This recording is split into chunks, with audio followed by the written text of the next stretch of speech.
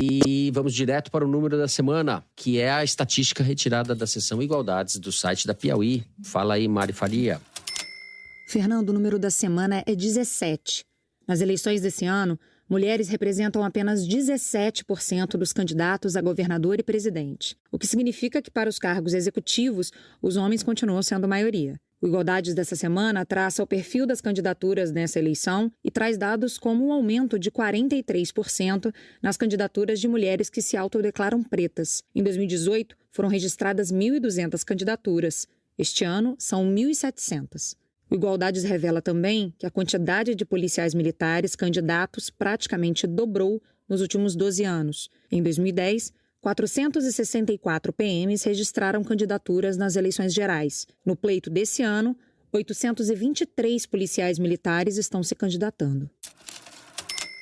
Segundo o levantamento do DIAP, que é o Departamento Intersindical, que faz monitoramento do Congresso desde a Constituinte, você tem 27% mais candidaturas de policiais e pessoas da área de segurança esse ano do que em 2018 e 11% mais candidatos religiosos, dos quais 90%, ou seja, 9 em cada 10, são evangélicos. E isso tem muito a ver com esse perfil de voto completamente diferente dos evangélicos em relação ao resto do eleitorado brasileiro, né?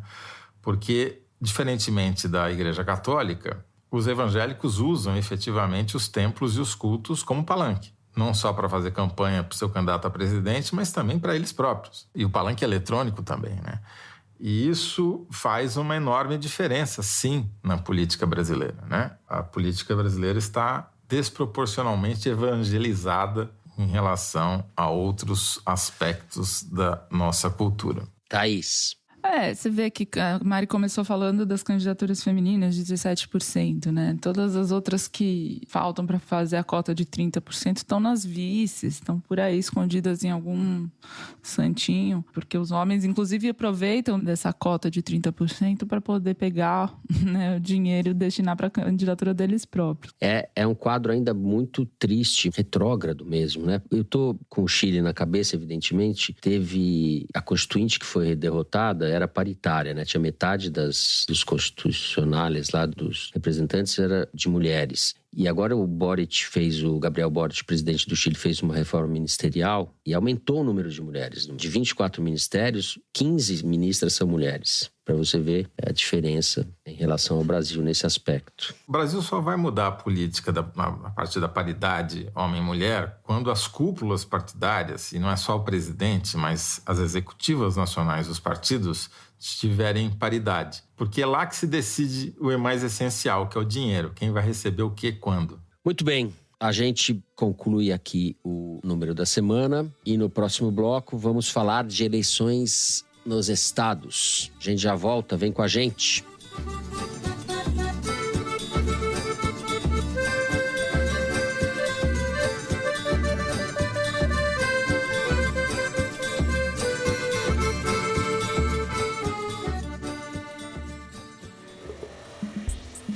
Olá, ouvintes do Foro. Eu sou o Bernardo Esteves e estou aqui para te fazer um convite. Queria te chamar para ouvir o episódio novo de A Terra é Redonda Mesmo, o podcast de ciência e meio ambiente da revista Piauí. Nessa temporada a gente está falando de como viver nesse mundo mais quente, um tema que tem tudo a ver com política, economia e sociedade. Os cientistas estão soando o alarme da emergência climática há décadas, mas os políticos ainda não ouviram o recado. E o podcast é um convite para você pensar nisso e praticar o voto baseado em evidência nas eleições de outubro. A gente está fazendo essa temporada com o Instituto Talanoa.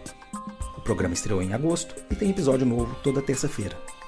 Te espero no seu tocador preferido, no YouTube ou no site da Piauí. Até lá!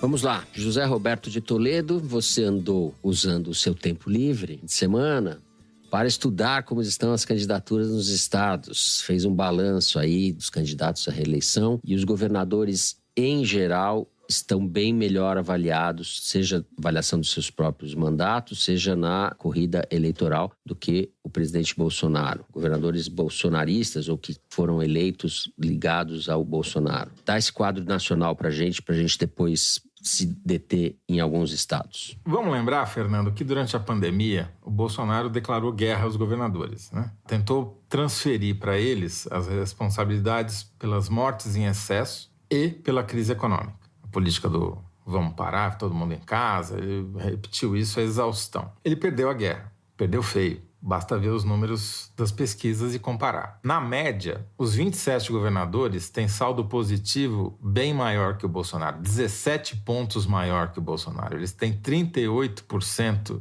de bom e ótimo contra 21% de ruim e péssimo.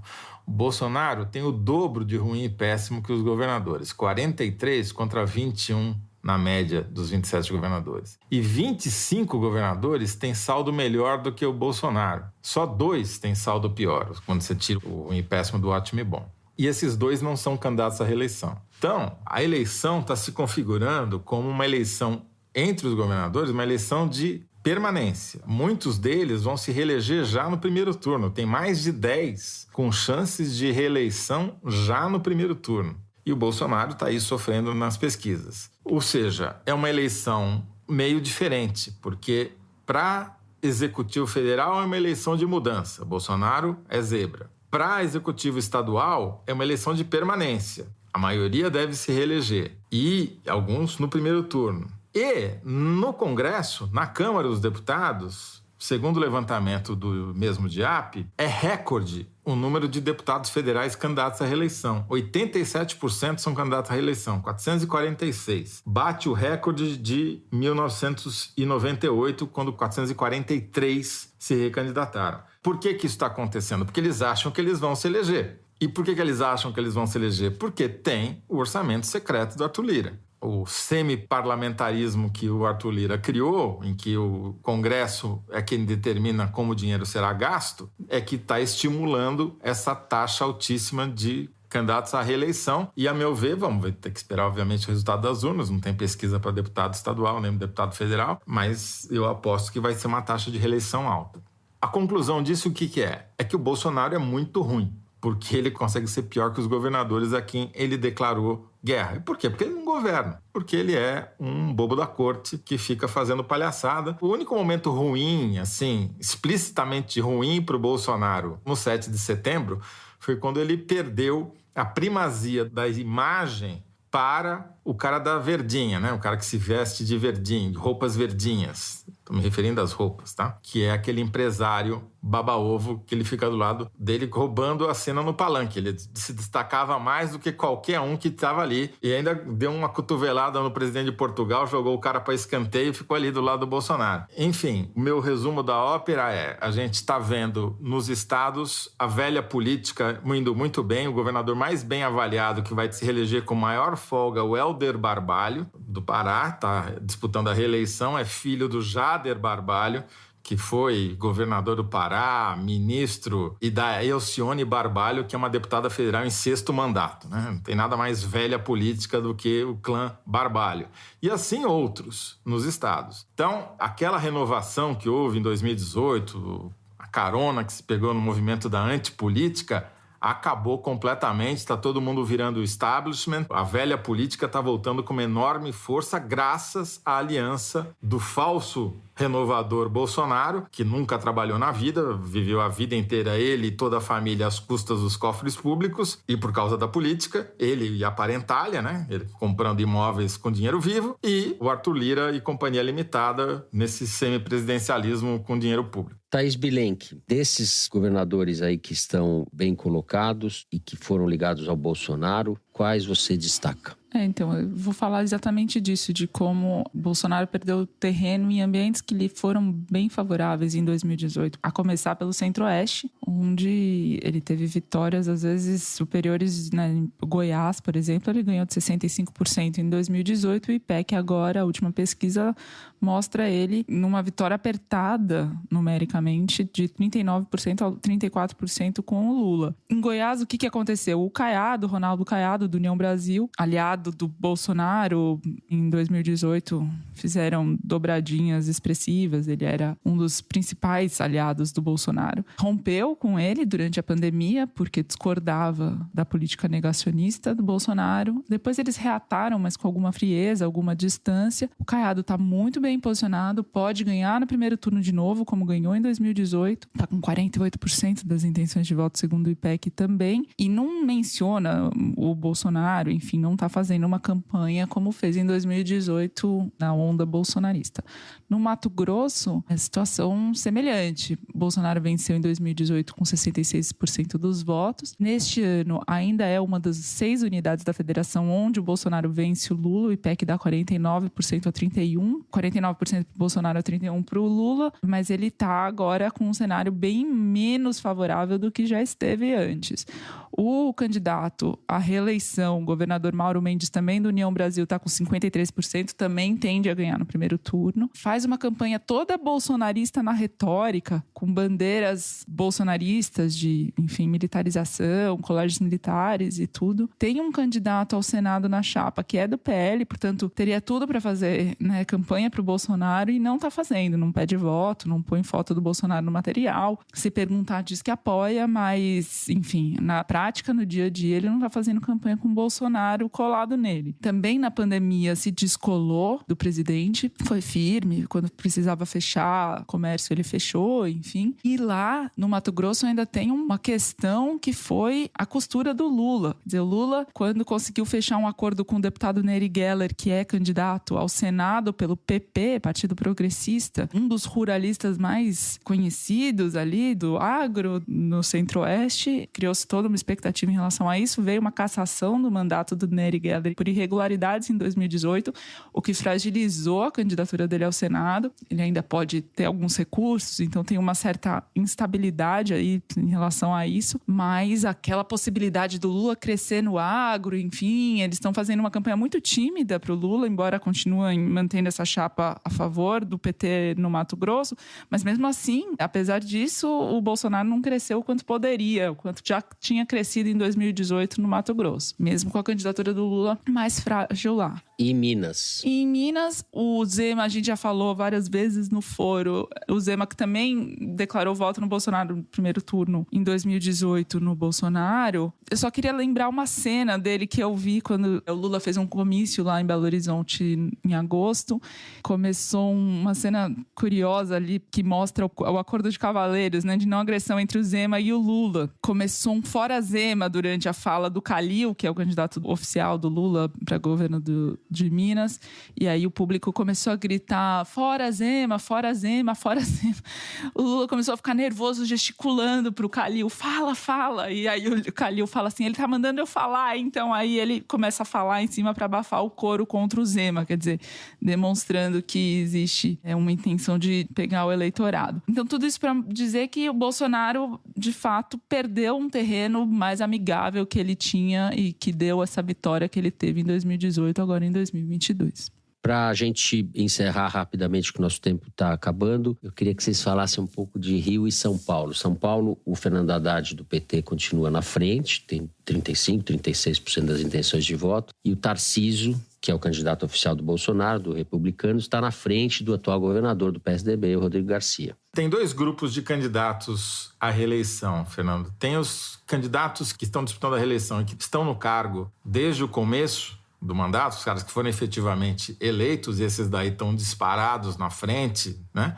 E tem os caras que eram vices e que assumiram e que são candidatos a deputado. Então, é o caso, por exemplo, do Carlos Brandão no Maranhão, é o caso do Rodrigo Garcia em São Paulo e é o caso do Cláudio Castro no Rio de Janeiro, né? A diferença entre o Cláudio Castro e o Rodrigo Garcia é que o Cláudio Castro assumiu em 2021, quando o governador foi empichado, né? E o Rodrigo assumiu agora apenas no final do prazo de desincompatibilização, quando o Dória desistiu da candidatura dele a presidente da República. Então, de todos os candidatos que estão na cadeira de governador e são candidatos à reeleição, o Rodrigo Garcia é o mais mal colocado nas pesquisas. Pelo IPEC, o último IPEC, ele está com 14% das intenções de voto, e ao passo, por exemplo, que o Cláudio Castro já está com 37%, né? Então, ele tem uma dificuldade dupla, o Rodrigo, porque, de um lado, ele tem o Haddad, que foi candidato a presidente, com 36% das intenções de voto, né? Um terço do eleitorado pegando carona aí no bom momento do petismo, e do outro, o candidato do Bolsonaro, que está crescendo colado nele. Agora, o Bolsonaro tem um teto não muito alto em São Paulo, por enquanto. Rodrigo Garcia está fazendo uma campanha de televisão com bastante tempo, tem chance de crescer, não, mas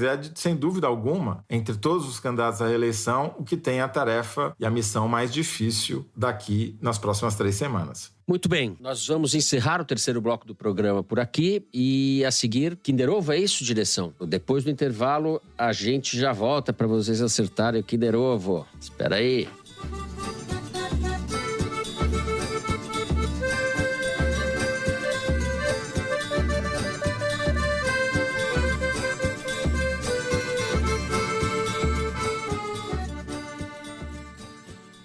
A MUBI oferece um desconto exclusivo para alunos de graduação, pós-graduação e mestrado. Filmes do mundo todo selecionados a dedo, sem algoritmos, para você ampliar seu repertório e horizontes, agora por muito menos, apenas R$ 18,90. Conheça e garanta o benefício estudantil visitando mubi.com/student, mubi.com/student. E todos os ouvintes do Foro também podem desfrutar de 30 dias grátis, acessando mubi.com/foro.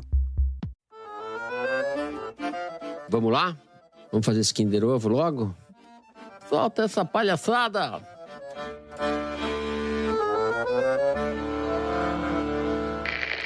Presidente Michel Temer foi um presidente impopular que conseguiu administrar a ambição do Congresso e aprovar a reforma trabalhista, a reforma do ensino médio. Conseguiu aprovar o teto do gasto. Felipe Dávila. O governo Bolsonaro, com todos os problemas que o governo Bolsonaro tem, foi capaz de aprovar reformas importantíssimas para o país. As elites brasileiras, elas precisam ter, sim, uma visão de longo prazo, entender as reformas que nós precisamos fazer e deixar de ser adesista. É o Dávila, né? Eu falei, caramba. Eu não sei como tem uma proteção da Thaís, assim, um sistema de proteção da Thaís Bilenque. Eu vou dividir esse prêmio com a Thaís, tá tudo bem. É esse rapaz aí, Luiz Felipe Dávila, candidato do Partido Novo à presidência da República, em entrevista à CNN Brasil, fazendo ali um elogio ao presidente Bolsonaro, é isso, aos avanços, etc. É isso. É uma fala bem representativa da chamada elite brasileira, que consegue enxergar avanços no governo Bolsonaro. É uma proeza, não é? Esse a gente já sabe em quem vai votar no segundo turno. No primeiro, talvez. Vai fazer voto útil nele próprio. Tem que privatizar. Um momento glorioso de Luiz Felipe Dávila aparecer no Foro de Teresina. Nunca ele terá tido tanta audiência como hoje aqui. É ou não é? E a Thaís Bilenque, que está um pouco desanimada hoje, eu divido meu prêmio com ela de maneira fraterna.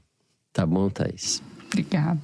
Momento de desprendimento deste apresentador, que é falsamente não competitivo, muito competitivo, na verdade. E é isso. Então a gente encerra o Kinder Ovo e vamos direto para o Correio Elegante. Momento em que vocês mandam as nossas cartinhas. A gente se diverte. Eu vou ler o e-mail, vou começar lendo o e-mail que foi enviado pela Maria Luísa Ribeiro Teixeira. Opa, Toledo, Thaís e Fernando. Tenho 17 anos, sou uma recém-chegada ao Foro, mas é como se já os escutasse há anos, mais especificamente há quase 4 anos, através de aulas do Edilton, meu professor de história. Por sugestão dele, que os escuta enquanto anda de bicicleta aos sábados, comecei a ouvir o podcast nas viagens de ônibus da escola à minha casa. Não nego que me tornei ainda mais triste depois disso. Afinal, viver no Brasil não é fácil, mas foi um divisor de águas para mim e me faz ainda mais encantada pelo jornalismo. Gostaria de deixar aqui meu agradecimento e carinho ao Edilton e todos os outros mestres. Também agradeço com muito carinho a vocês da equipe, que tem importância fundamental para a formação política de muitos teresiners como eu, que de certa maneira também acreditam no futuro e em nosso país. Com carinho, alguém que levará vocês todos no coração e na consciência por toda a vida. É o recado da Maria Luísa, muito simpático. Muito obrigado, Maria Luísa. Um beijo para você. Luísa. Beijo para o professor Edilton, que nos ouve aos sábados. Eu só estou preocupado porque você quer fazer jornalismo. Eu não sei se eu recomendo isso. Eu entendi da sua carta que você quer fazer jornalismo. Deixa para lá isso. Eu vou ler o e-mail da Gabriela Zanella. Sou enfermeira obstetra, atendo partos domiciliares planejados em Florianópolis e o último nascimento que acompanhei foi de um bebê chamado Bento. Durante a última consulta pré-natal, em uma quinta-feira, papo vai, papo vem, eu já sabendo que Nayara e Rodolfo, pais do Bento, são esquerdistas como o Joe, comentamos o quanto gostávamos de nos atualizar pelo foro. Como o Bento poderia nascer a qualquer momento, Nayara já estava batendo as 41 semanas de gestação, brincamos que talvez pudéssemos ouvir o foro juntos durante o trabalho de parto, já que eles ouvem nas sextas e eu ouço nos sábados de manhã. Por fim, eles ouviram na sexta, eu ouvi no sábado e Bento deu seus sinais no domingo de manhã, nascendo na madrugada de segunda, dia 29 de agosto. Acho que eles vão gostar de receber um opa e salve de vocês. Um abração. Salve, Bento! Bem-vindo! Bem-vindo! Bom, vou ler aqui um recado do Marcelo Cercato, de Caxias do Sul, lá no Rio Grande. Há 20 anos, no mesmo 7 de setembro, enquanto o país inteiro comemorava sua independência, eu fazia o caminho inverso, marchando em direção ao altar. E desde então tenho sido completamente dependente do amor e do carinho dessa mulher maravilhosa chamada Elisete. Mas a Conja, apesar de compartilhar comigo todos os bons e maus momentos, me abandona justamente na hora do foro de Teresina. Pô, Elisete. É que ela não gosta, como eu, de passar raiva com as coisas erradas do país. Ainda assim, gostaria de, através de vocês, homenagear e agradecer a Elisete por me aturar há 20 anos. É uma guerreira. Quem sabe assim, ela também não se rende aos encantos do foro. Ah, e mandem um beijo especial também para a Heloísa e a Lavínia, os dois lindos frutos desse nosso amor. Muito obrigado, grande abraço. Bom, eu não sei se a Elisete vai ouvir a gente, porque ela não ouve o foro, né? Mas vamos tentar. Elisete, dá uma chance aí pra gente, né? Você já aguentou o Marcelo há 20 anos? O que é, né? 1 hora de foro por semana. 1 hora de Toledo, para quem aguentou. É isso? É, 1 hora de Toledo. Bom, 1 hora de Toledo já é mais... Mas tem a Thaís para contar balançar, tem o Fernando que faz imitações. Ai, ai. Olha, para terminar, eu queria mandar um beijo para uma ouvinte muito especial, que é a Beatriz Gama, formada em Direito e futura juíza, que é ouvinte assídua. Faz aniversário hoje, quando gravamos, quinta-feira. Um beijo para Beatriz. Assim a gente vai terminando o programa de hoje. Se você gostou, não deixa de seguir e dar 5 estrelas. 5 estrelas. Como fala estrela em espanhol? 5 estrelas. 5 estrelitas para nós em Spotify. Viu, Mari? Assim que a gente pede estrela. 5 estrelitas, que custa, pô? Segue a gente no Apple Podcast, na Amazon Music, favorita no Deezer e se inscreve no Google Podcast, no Castbox ou no YouTube. Assim você fica sabendo das novidades, dos episódios especiais, das edições extras. Lembrando que você, assinante, pode nos encontrar na próxima terça-feira, dia 13, a partir das 7 da noite, lá no nosso site, em áudio e vídeo. É uma transmissão ao vivo em vídeo. E pode participar enviando uma pergunta pelo site revistapiauí.com.br. O Foro de Teresina é uma produção da Rádio Novelo para a Revista Piauí, com a coordenação geral da Evelyn Argenta. A direção é da Mari Faria, a produção é da Amanda Gorziza. O apoio de produção é da Cláudia Holanda, a edição é da Natália Silva e do Thiago Picado. A finalização e a mixagem são do João Jabassi, que também é o intérprete da nossa melodia tema, composta por Vânia Salles e Beto Boreno. A Mari também edita os vídeos do Foro Privilegiado, teaser que vai ao ar pelas redes da Piauí. Nossa coordenação digital é feita pela Juliana Jäger e pela Fecris Vasconcelos. A checagem do programa é do João Felipe Carvalho e a ilustração no site do Fernando Carvalho. O foro foi gravado em nossas casas. Eu me despeço dos meus amigos José Roberto de Toledo. Tchau, Toledo. Hasta la vista, Fernando e Thaís. A gente se vê na terça-feira no Foro ao Vivo. Não nos deixem sós. Como diria Fernando Collor de Mello, duela a quem duela. Duela. Tchau, Thaís. Tchau, gente. Até terça, hein? Tamo aí. Até terça. Gente, é isso. Boa semana a todos. Até terça para quem nos acompanha. Até semana que vem.